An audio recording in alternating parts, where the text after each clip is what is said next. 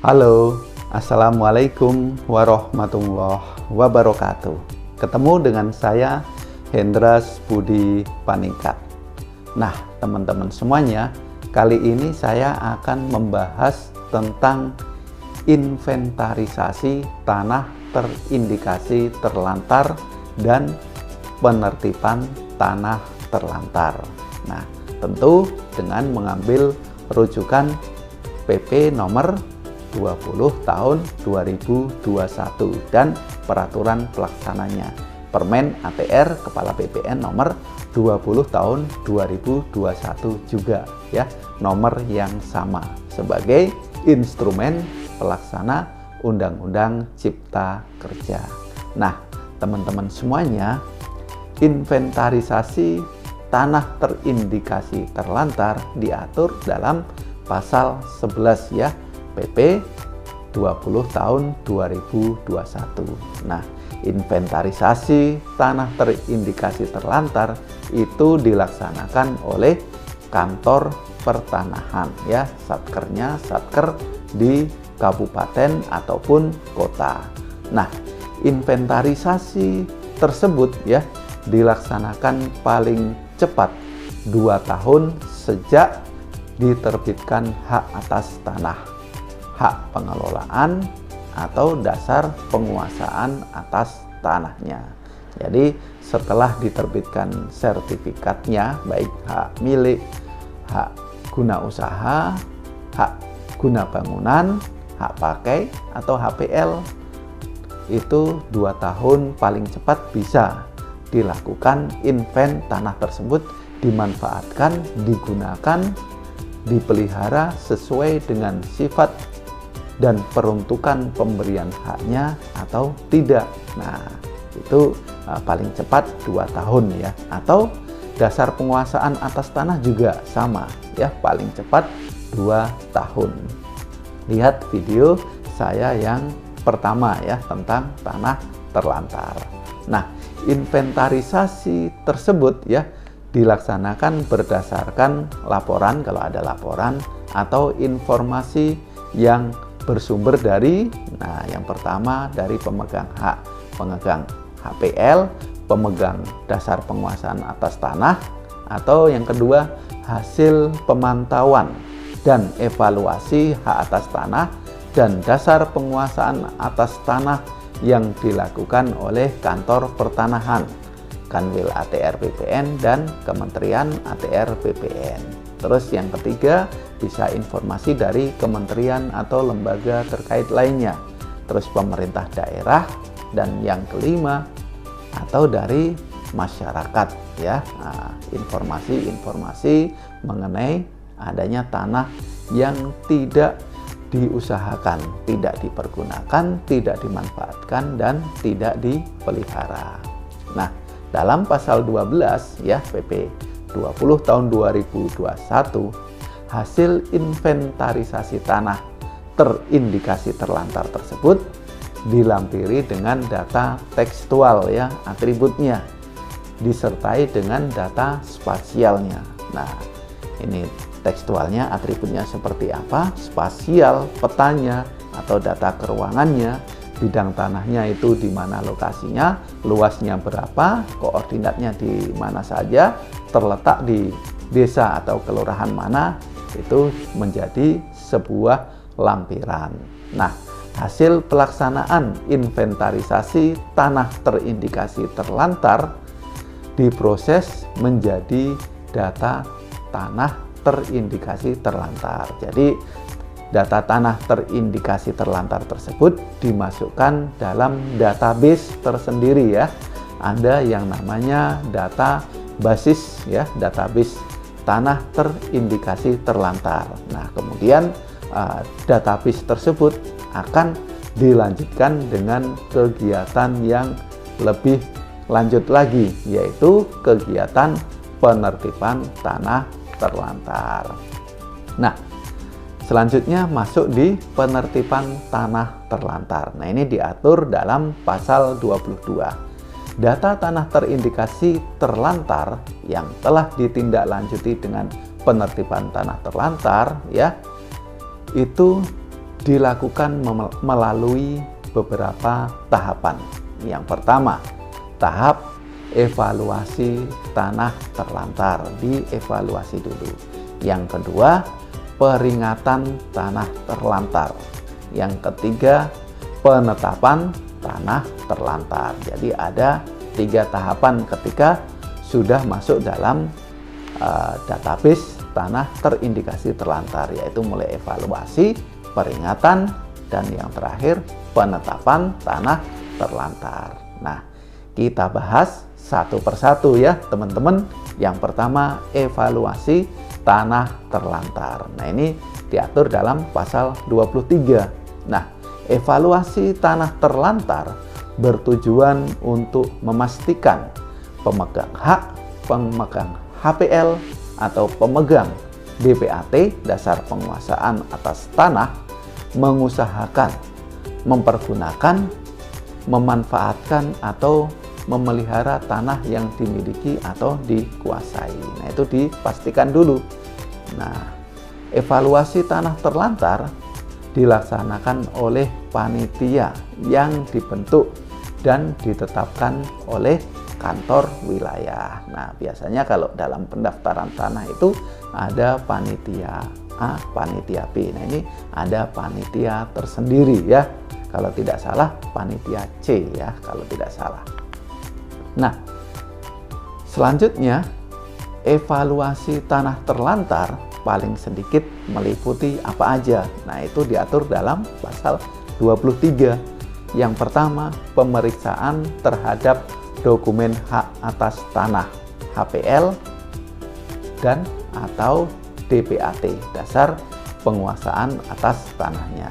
Yang kedua, pemeriksaan terhadap rencana pengusahaannya, penggunaan, pemanfaatan, dan atau pemeliharaan tanahnya. Ini rencananya seperti apa? Biasanya ya, pada tanah yang terdaftar dengan sertifikat tematik, misalnya hak guna usaha atau HGB, hak guna bangunan.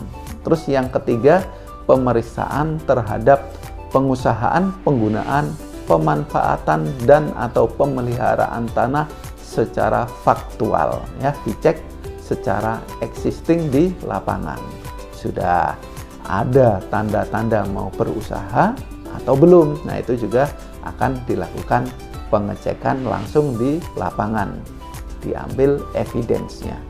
Terus yang keempat, pemberitahuan kepada pemegang hak, pemegang HPL atau DPAT untuk mengusahakan, mempergunakan, memanfaatkan, atau memelihara tanah yang dimiliki atau dikuasai.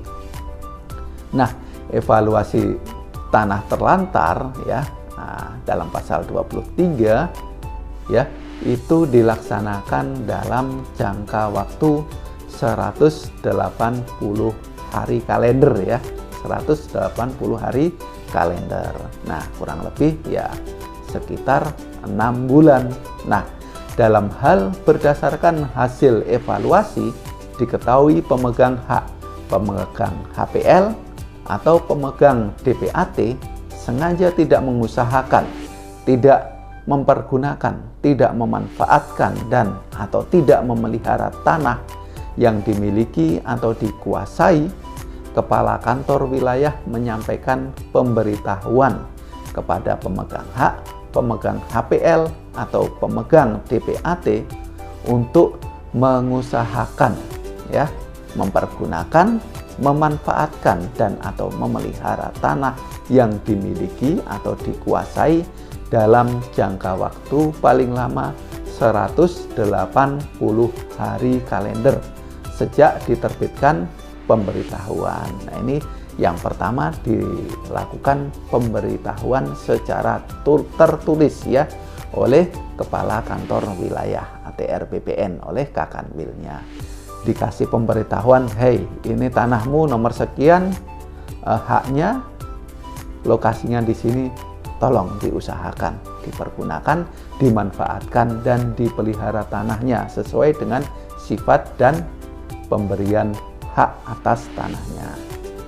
Nah, teman-teman, dalam jangka waktu tersebut ya, pemberitahuan tertulis berakhir dan pemegang hak, pemegang HPL ya, pemegang TPAT tetap tidak mengusahakan, tidak mempergunakan, tidak memanfaatkan dan tidak memelihara tanah yang dimiliki atau dikuasai, maka dilakukan proses pemberian peringatan. Jadi yang pertama harus dulu dilakukan pemberitahuan tertulis. Nah, kalau tidak dilaksanakan pemberitahuannya, akan dilakukan tahapan peringatan. Nah, setelah dievaluasi disimpulkan tidak terdapat tanah yang diterlantarkan dengan sengaja. Setelah dicek, maka basis data tanah terindikasi terlantar dapat dihapuskan, diusulkan ke Kementerian ATR BPN.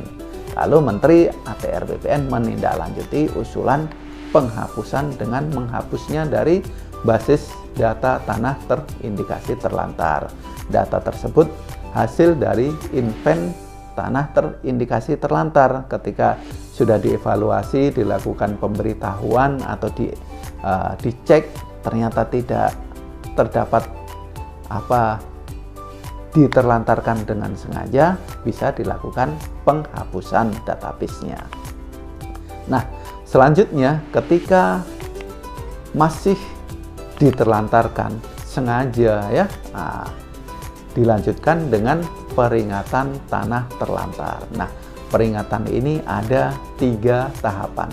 Nah, yang pertama yaitu peringatan pertama ya, dalam pasal 25 dalam hal berdasarkan hasil evaluasi disimpulkan terdapat tanah terlantar. Nah, ini dengan sengaja, lalu kepala kantor wilayah memberikan peringatan tertulis pertama, peringatan tertulis pertama kepada pemegang hak, pemegang HPL, pemegang TPAT dan pihak lain yang berkepentingan.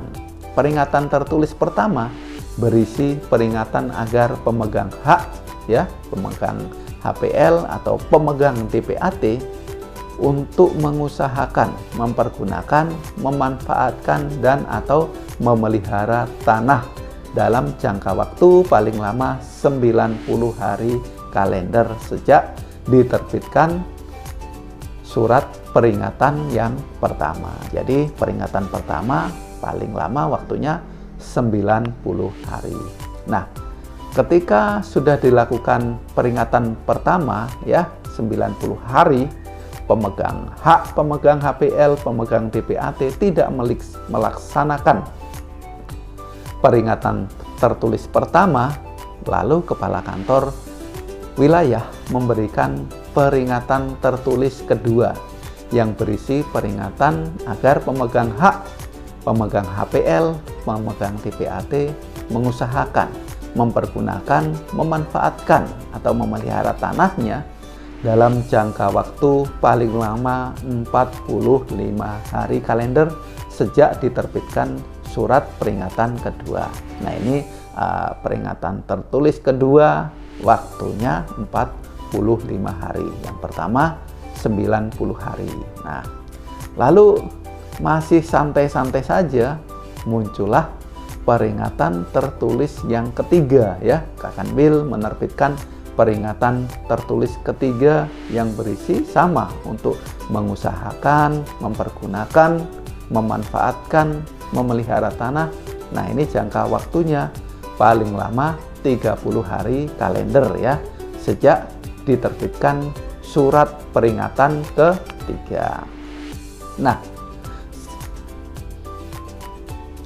selanjutnya secara administrasi ya, peringatan-peringatan tertulis tersebut, peringatan 1, 2, dan 3, nah selain disampaikan kepada pemegang hak, pemegang HPL atau pemegang TPAT, peringatan tertulis pertama, kedua, dan ketiga juga disampaikan kepada menteri ya sebagai tembusannya ya.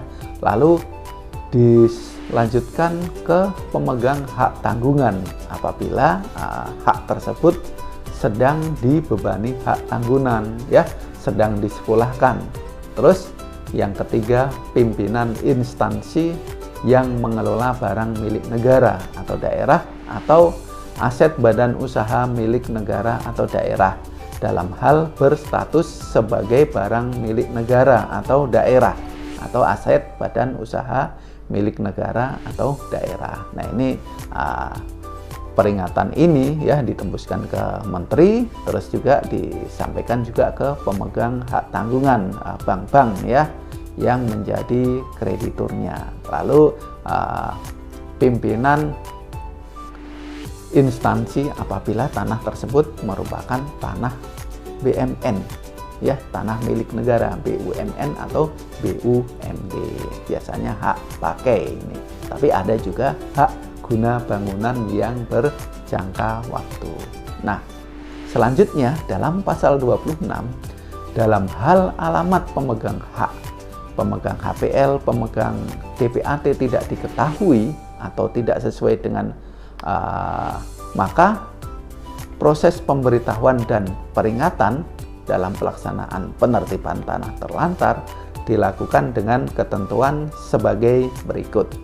Yang pertama, untuk pemegang hak dan pemegang DPAT ya, tanah perorangan, surat pemberitahuan dan peringatan diumumkan di kantor desa atau kelurahan setempat dan menggunakan situs website kementerian. Lalu yang kedua, untuk pemegang hak, pemegang HPL dan DPAT ya, badan hukum, instansi pemerintah ya, pusat, pemerintah daerah, BUMN, BUMD, surat pemberitahuan dan peringatan disampaikan ke alamat pemegang hak yang terdaftar pada sistem informasi badan hukum yang dikelola oleh kementerian yang menyelenggarakan urusan pemerintahan di bidang hukum dan HAM atau di situs web Kementerian ATR BPN. Kalau tanah perorangan ya disampaikan ke desanya kalau alamatnya tidak diketahui. Kalau dia badan hukum ya, instansi pemerintah ya, pusat, daerah, BUMN, BUMD, nah itu dikirimkan pada alamat yang terregister dalam Kementerian Kumham ya, seperti itu. Nah, lalu dalam pasal 27, dalam hal pemegang hak, pemegang HPL atau DPAT tidak melaksanakan peringatan tertulis ketiga ya, yang terakhir, nah kepala kantor wilayah dalam jangka waktu paling lama 30 hari mengusulkan penetapan tanah terlantar kepada Menteri ATR BPN. Nah, terhadap tanah yang diusulkan untuk ditetapkan sebagai tanah terlantar tidak dapat dilakukan perbuatan hukum atas bidang tanah tersebut sampai dengan diterbitkannya keputusan menteri. Penetapan tanah terlantar dilakukan berdasarkan usulan penetapan tanah sebagaimana dimaksud dalam pasal 27 tadi ya. Sudah ada kriterianya, pemberitahuan tertulis, peringatan 1, 2, 3, nah masih nggak digubris juga, nah itu dilakukan penetapan tanah terlantar. Nah, biasanya akan dilakukan pemblokiran terlebih dahulu sehingga tidak bisa dilakukan perbuatan hukum, misalnya dilakukan peralihan hak.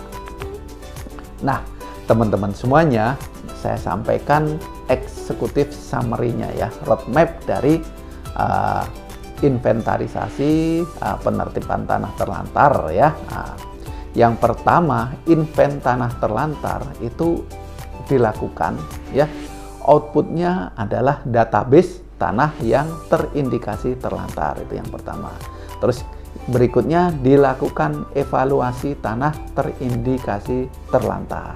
Nah, setelah dilakukan evaluasi, dilakukan pemberitahuan secara tertulis ya, 180 hari kalender.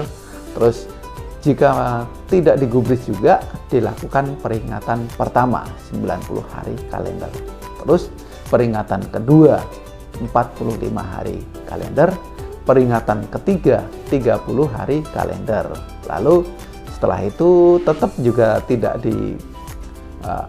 dilakukan pemanfaatan, penggunaan, pemeliharaan ya, dilakukan usulan penertiban tanah terlantar 30 hari kalender. Nah, ini dalam pasal 30, dalam hal tanah yang akan ditetapkan sebagai tanah terlantar berupa tanah hak atau tanah HPL dan merupakan keseluruhan hamparan, penetapan tanah terlantar memuat juga hapusnya hak atas tanah atau HPL, putusnya hubungan hukum ya, lalu penegasan sebagai tanah negara bekas tanah terlantar yang dikuasai langsung oleh negara.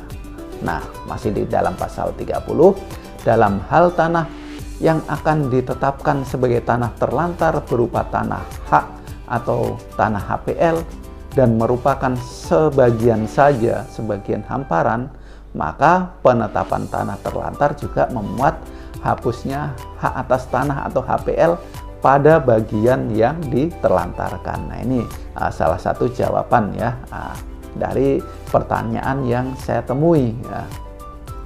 Lalu yang kedua, putusnya hubungan hukum antara pemegang hak atau pemegang HPL dengan bagian tanah yang diterlantarkan. Lalu yang ketiga, penegasan sebagai tanah negara bekas tanah terlantar yang dikuasai oleh negara terhadap bagian yang diterlantarkan.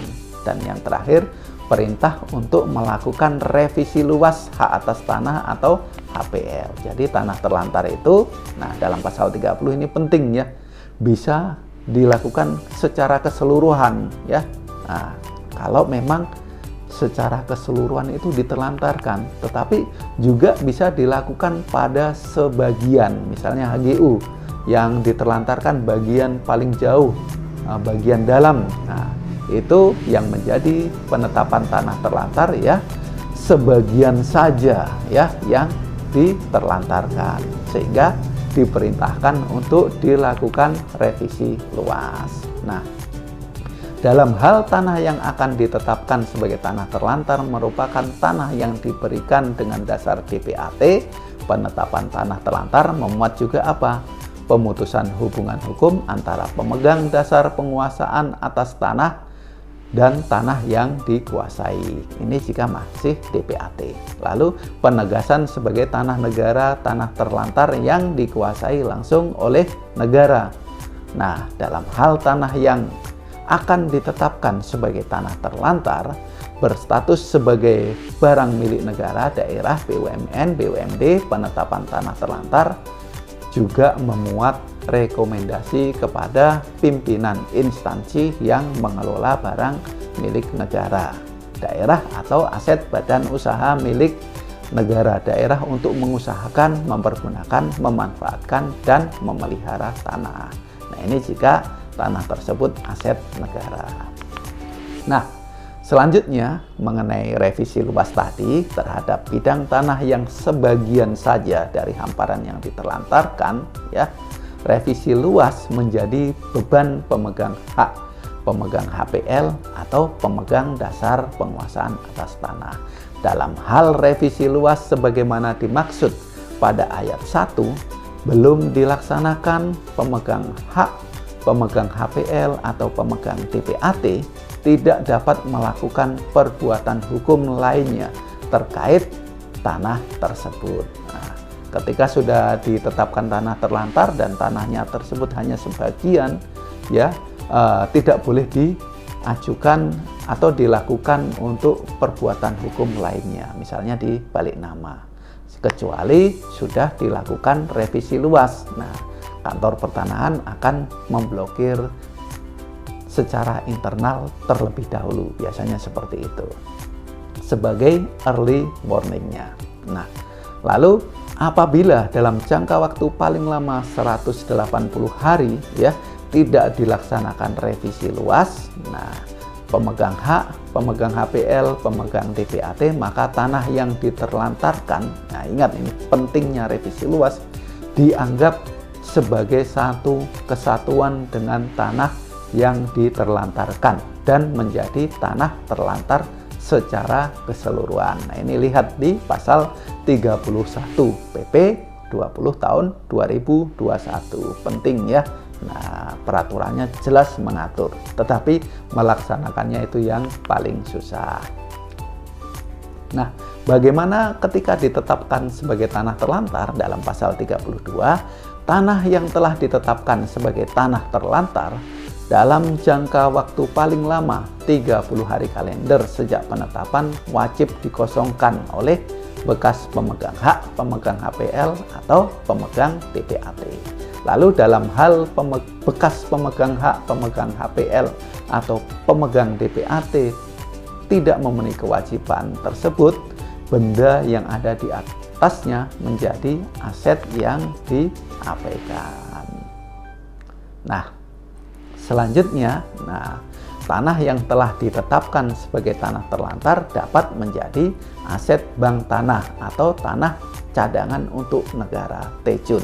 Nah, ini dalam pasal 35, pendayagunaan TEJUN ditujukan untuk pertanian dan non-pertanian dalam rangka kepentingan masyarakat dan negara melalui reforma agraria, program strategis nasional PSN, bank tanah, ataupun cadangan negara lainnya. Nah, pendayagunaan tanah cadangan untuk negara TEJUN dapat berdasarkan usulan atau informasi dari kementerian atau lembaga. Yang kedua, Kanwil ATR BPN, kantor pertanahan, dan pemerintah daerah. Lalu pendayagunaan tanah cadangan untuk negara, TEJUN memperhatikan apa? Yang pertama, kebijakan strategis nasional. Yang kedua, rencana tata ruang.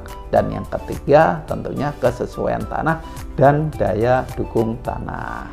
Nah, pendayagunaan TEJUN ini ditetapkan oleh Menteri. Nah, demikian informasi dari saya. Mudah-mudahan bisa bermanfaat ya. Jangan lupa like, comment, share, and subscribe ya. Biar channel ini tetap semangat dan berkembang. Saya Hendras Budi Paningkat. Terima kasih. Assalamualaikum warahmatullahi wabarakatuh.